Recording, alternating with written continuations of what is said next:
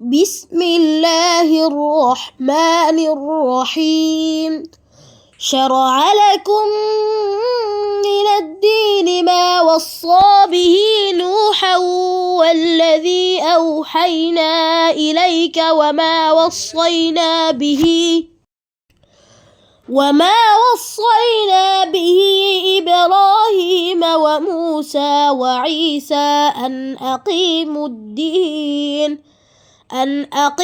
الدين ولا تتفرقوا ইরশাদ হচ্ছে, আল্লাহ তোমাদের জন্য সেই দিনকে নির্ধারিত করেছেন যা তিনি নূহ আলাইহিস সালামের প্রতি নির্দিষ্ট করে দিয়েছিলেন, আর আপনার প্রতি যে ওহী নাজিল করেছি অর্থাৎ মুহাম্মদ সাল্লাল্লাহু আলাইহি সাল্লামের উপর আল্লাহ সুবহানাহু ওয়া তাআলা যেই ওহী নাজিল করেছে সেই একই ওহী ইব্রাহিম আলাইহিস সালাম ও মুসা আলাইহিস সালামের কাছে পাঠিয়েছিল।